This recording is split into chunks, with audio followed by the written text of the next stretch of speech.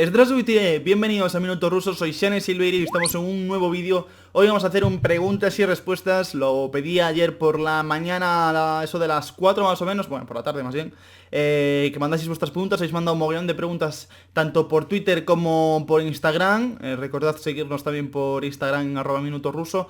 Y vamos a ir respondiendo una a una a todas las preguntas que habéis dejado. Así que vamos a empezar con una pregunta que manda Martín Álvarez, @AlvarezMartín, mi buen amigo Martín, que vive en Moscú, periodista de Russian Today, un tipo que habla, además ahora está teniendo un programa en el que están tratando fútbol de Tayikistán, fútbol de Bielorrusia, acaban de entrevistar a Mostovoy, están haciendo una cantidad de cosas impresionantes en fútbol bajo cero.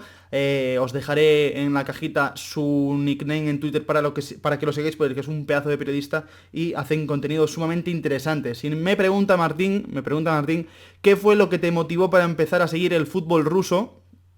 Y aprovechando eso, pues luego también tocaremos otra pregunta que también va un poco sobre ese tema. ¿Y qué me motivó? No hubo algo hiper grande más allá de que a mí me gustaba, cuando empecé a hablar de fútbol ruso, ya me gustaba hablar de otras ligas, me gustaba mucho seguir el fútbol ruso y vi que de fútbol ruso no habían cuentas en Twitter, ni había nada que hablase, que se dedicase a hablar de fútbol ruso, y dije, ¿por qué no empezar yo a hacerlo? ¿No? A mí que me gusta, que lo sigo, pues fue una forma de también diferenciarse, digamos, pero no lo pensé tampoco mucho de esa forma, sino que simplemente dije, nadie habla de fútbol ruso, a mí me gusta, yo ya estaba hablando por mi cuenta personal, pero de forma un poco aleatoria, digamos, y dije, pues venga, voy a crear Minuto Ruso, vamos a darle cañita aquí con artículos y tal. Empezó siendo Minuto Ruso solo Twitter y podcast. Y bueno, yo creo que básicamente fue eso, fue las ganas de informar, porque yo veía fútbol ruso y a mí me gustaba escribir sobre lo que veía y el tener un espacio para poder hablar de ello. Y a raíz de esta pregunta que nos hizo Martín, nos pregunta @pauk_esp, Pauk Spain, que es una cuenta impresionante sobre el PAOK en español, así que si queréis estar al tanto de fútbol heleno, de fútbol griego, yo creo que esta es una de las cuentas más recomendadas que tenéis que seguir. Y pregunta cuál fue tu primer contacto con el fútbol ruso, aquel que te hizo engancharte. Creo que mentiría si dijese algo concreto, porque no recuerdo un punto clave. O sea, cuando me preguntan cómo empezó todo con el fútbol ruso, siempre digo más o menos lo mismo, que yo empecé a conocer el fútbol ruso con el PES 2008 a través del Spartak de Moscú, y no hubo un punto que dijese es un partido, una final o un campeonato. Así que es cierto que la Eurocopa de 2008 pues motivó bastante, pero fue más bien progresivo. Yo empecé a seguir al Spartak por videojuegos, luego empecé a seguir al Spartak viendo noticias del club, viendo algún partido, y luego ya me empecé a interesar progresivamente por la liga, por los rivales, por demás equipos, y luego ya cuando arranqué Minuto Ruso pues ya me empecé a interesar también por la cultura, por el idioma, por el país. O sea, yo creo que ha sido todo un poco progresivo, si no ha habido un día clave que dijeses, buah, después de ver este partido me he interesado un montón por el fútbol ruso. Nos pregunta Raúl Rodríguez, @RaúlVK, un tipo también al que debéis seguir, que es un crack en fútbol de Sudamérica. La verdad es que es un tipo que siempre que lo leo reconozco nuevos jugadores, y luego son muy útiles para fichar en el Football Manager, por cierto. ¿Cómo andan el tema de las licencias de la segunda división rusa? Está confirmado el descenso de Luch por temas económicos y el resto de equipos. Por parte de Luch hay una noticia en la web en la que ya comenté que en Vladivostok la partida económica que se le ha dado a los equipos se ha cancelado. Los equipos profesionales van a dejar de ser profesionales, han perdido su estatus de profesionalidad, y en caso de Luch va a descender. También hay otros equipos que han sufrido esto, como hockey, baloncesto, o sea que no ha sido solo cosa del fútbol. Y en cuanto a las licencias, tanto en tercera, segunda como primera hay que pedir una licencia, tienes que pagar esa licencia, te tienen que aprobar los presupuestos y una vez concedida pues la compites. ¿Qué pasa? Que si eres un equipo con problemas económicos, con impagos, insolvente, no te van a dar esa licencia, y pues obviamente cada categoría es más difícil conseguir esa licencia, y de hecho hay equipos que suelen tener problemas para conseguirlas. Por ejemplo, lo vimos con el Chaika, que era un equipo que económicamente estaba bien, pero no le conceden la licencia de segunda por infraestructuras, por estadio y demás, y tardó un poco en ascender. Al final acabó ascendiendo, pero bueno, que es un tema complicado el tema de las licencias en Rusia. Pero bueno, es un tema distinto a lo que quizás se ve en otros países, y interesante cuanto menos ese control financiero, que tampoco es que sea un hipercontrol, porque luego ya vemos que muchos equipos tienen problemas económicos cada 2x3. Nos pregunta Hammerfest por qué los equipos rusos no rinden en Europa, al menos este año. Bueno, yo creo que hay dos partes. Por una parte creo que este ha sido un año muy malo y que tampoco se debe generalizar en torno a este año, porque los últimos años tampoco han sido malos. Pero creo que también, sobre todo en la parte alta de los equipos, falta todavía más carácter competitivo y cierto nivel, porque llevamos años en Champions sin ver a equipos rusos en octavos. Creo que el último equipo ruso en octavos fue el Zenit de Vilas-Boas, aquel Zenit con Hulk, con Javi García, con Axel Witsel, con Artyom Zyuba, un equipo sumamente competitivo. Yo creo que falta competitividad en Europa. Falta también un poco tener plantillas más amplias. Lo vimos con el Lokomotiv, que era una plantilla de 12-13 jugadores, y en cuanto tuvo 2 o 3 sesiones tuvo que jugar con futbolistas de nivel muy bajo en Europa. Ante la Juventus pues no puedes plantarte con jugadores de segundo, tercer, cuarto nivel, porque te machacan, y yo creo que fue una de las cosas que le pasó a Lokomotiv y que le pasa a la mayoría de equipos. A mayores también creo que los varios equipos rusos han tenido otro tipo de problemas, tipo, por ejemplo, el Spartak. Cada uno ha tenido su problema, pero por ejemplo el Spartak era un equipo que se estaba empezando a formar, que está teniendo muchos cambios, empezó con la temporada con unos jugadores y luego en agosto ya estaban otros. En el caso de Krasnodar tuvo muchísimas lesiones importantes como Kaczynski, llegó Kabela y se lesionó Kabela, se lesionó Claesson, o sea que yo creo que hay distintos factores. Yo creo que este año ha sido un año muy malo, pero un año excepcional.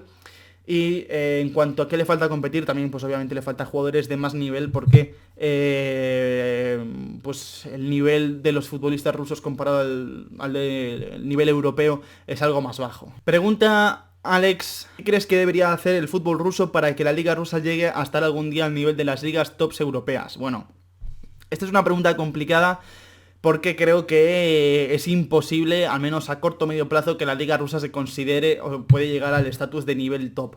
Creo que para que una competición entera dé un salto de nivel, tiene que haber un proceso de 10, 20 años en el que se trabaje sobre todo la cantera. Y en Rusia no hay un plan establecido sobre la cantera, no hay un trabajo tan importante como por ejemplo estamos viendo en Francia, en Holanda, que sí que pueden ser, sobre todo Francia, una liga que dé un salto de nivel y se posicione entre las grandes, porque vienen trabajando muy bien el tema de cantera, los jóvenes, tanto jóvenes nacionales como jóvenes extranjeros, y eso es sumamente importante porque si el día de mañana 3-4 equipos consiguen hacer buenos resultados en Europa, consiguen mantener a esos jugadores, sus opciones económicas obviamente van a mejorar y quizás se puedan equiparar con ligas importantes. Es complicado, como digo, es un proceso que tiene que llevar 10, 20 años aproximadamente, el que una liga cambie su estatus, porque ya hemos visto que, por ejemplo, la Eredivisie ha sido una liga que ha bajado un poco en los últimos 30 años, pero por lo general no se ven cambios de 5 o 10 años, quizás por equipos sueltos, pero cambiar toda la estructura de un país requiere de un plan muy profundo, y en Rusia no existe, o sea que veo muy complicado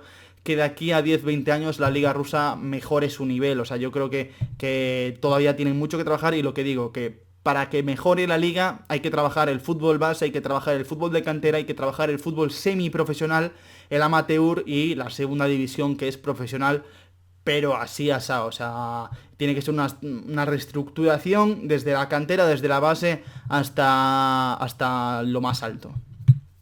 Nos pregunta Alejandro, @aleparra140202, una cuenta también sumamente interesante a la que debéis también echarle un vistazo, especialista en fútbol turco. Además esta cuarentena está haciendo unos hilos sobre selecciones internacionales buenísimos analizándolas, o sea que yo creo que es una persona súper recomendable y además un tipo súper majo. Y nos pregunta si el CSKA podrá imitar proyectos europeos como el Lespich o Ajax. Yo, Alejandro, creo que sí, que además es el club ruso junto a Krasnodar que mejor encaminado va hacia ello. Es verdad que todavía considero que no es la mejor cantera de Rusia. Para mí las mejores canteras de Rusia son la de Spartak y la de Krasnodar. Sobre todo la de Krasnodar está súper bien estructurada, con las ideas muy claras, con un juego marcado ya desde que son pequeños, ese 4-3-3. Entonces yo creo que todavía le falta un pelín eso, pero bueno, en los últimos años hemos visto cómo han sacado jugadores de muchísimo nivel, como Chalov, Obliakov, Kuchaev, Hosonov, que finalmente todavía no se ha consolidado, pero también era un jugador con muy buena pinta. Dibiev, Karpov, bueno, muchísimos jugadores de grandísimo nivel. Y yo creo que sí que están yendo en ese camino de ser un poco ese equipo que apueste por la base en Rusia. Es importante además que exista, y yo creo que también por parte de CSKA saben que económicamente no pueden pelear con clubes como Zenit o como Spartak, y que apostar por cantera puede ser lo que da frutos, y de hecho es lo que está dando frutos ahora mismo para las temporadas. Nos pregunta también Alejandro en su segunda pregunta, ¿qué 3 canteranos destacaríamos de Zenit, de Krasnodar y de CSKA? Uno de cada uno nos pregunta, ¿vale? Por parte de Zenit yo me voy a quedar con Danil Projin, con un central que, si mal no me equivoco, tiene 18 años, sí, 18 años, juraría que la última vez que miré tenía 18 años, que es uno de los capitanes de la cantera, es un central con buena salida de balón, un central de mucho nivel, que, como digo, tiene 18 años, tiene mucho futuro por delante, es un central que puede dar mucho en el futuro a Zenit. De hecho, algún día me gustaría hacer un vídeo hablando de jugadores pues más de edad, de 2000, 2001, que podrían estar muy bien, y Daniel Projin es un central a tener en cuenta en el futuro. Por parte de Krasnodar yo me quedo con Dani Lutkin, que es un centrocampista de buen despliegue físico. Creo que ya hablamos de él cuando lo situamos en el vídeo de 20 jugadores para 20 equipos de la Liga Española, y es un jugador muy interesante, es joven, quizá técnicamente todavía le falta algo, aunque tiene mucha visión de juego, tiene un buen cuerpeo, tiene muchos detalles interesantes que yo quiero seguir viendo, a ver cómo Krasnodar lo explota. Creo que puede además está en un equipo adecuado para explotar, que va a apostar por ellos, y es un jugador sumamente interesante. Y por parte de CSKA, ¿qué canterano destacaría? Yo me quedo con Vadim Karpov, el central de 17 años, que es súper joven, uno de los futbolistas marcados a dominar el panorama futbolístico ruso, un central sumamente inteligente, posicionalmente muy correcto, que todavía tiene errores y fallas, todavía no tiene su cuerpo realmente desarrollado. Veremos si evoluciona como un jugador rápido, como un jugador de zancada, o más bien lento, porque todavía es espigado, no es muy grandote. Por ejemplo, Dibiev me parece más ancho, más fuerte también, ¿no? Entonces veremos si muscula mucho, si muscula poco. Es sumamente interesante además ver la evolución de un jugador que tiene 17 años, porque su cuerpo va a cambiar y sus características van a cambiar. Entonces veremos cómo evoluciona, pero su inteligencia es casi su mayor virtud, y eso en un chico de 17 años es sumamente importante. Y yo me quedo con ese Ale. Pregunta Alberto, ¿cuáles son los 3 mejores entrenadores rusos actualmente? Me quedo con Murad Musayev, creo que además es un proyecto de entrenador muy bueno. Veremos qué pasa con el tema de su título. Ya sabéis que tuvo una sanción de la UEFA por entrenar sin el UEFA Pro A, pero creo que es un entrenador que ofrece mucho, que tácticamente lo veo muy rico, que le gusta probar cosas, su fútbol es combinativo, ataques posicionales. Bueno, es un equipo interesante. Creo que me gustaría verlo también fuera de Krasnodar, ¿no? Porque solo tengo la experiencia de verlo en Krasnodar B y en Krasnodar, que ya tiene esa idiosincrasia previa de seguir un poco cómo juega el Barcelona. Entonces me gustaría verlo en otros sitios, pero bueno, creo que es uno de esos entrenadores que puede marcar en el futuro. Luego otro creo que es Leonid Slutsky. Slutsky me parece el mejor entrenador de Rusia. Creo que además su experiencia en Inglaterra y en Holanda le ha enriquecido muchísimo tácticamente, y que además es uno de los entrenadores que mejor trato con los jóvenes tienen. Y aquí me preguntas por rusos, por lo tanto no entra Víctor Goncharenko, que podría ser el tercero de la liga. Y no tengo muy claro con quién quedarme con este tercero, porque Sergei Semak me gusta mucho, pero yo me voy a quedar con Dmitry Alenichev, el ex técnico de Spartak, que creo que es un entrenador un poco infravalorado. Creo que su paso por Spartak fue muy bueno, creo que Máximo Carrera recogió sus frutos, que aquel equipo que ganó la liga lo había plantado Alenichev, y me gustaría en el futuro volver a verlo, porque creo que es un entrenador joven con muchas ideas muy interesantes y que puede dar mucho al fútbol ruso.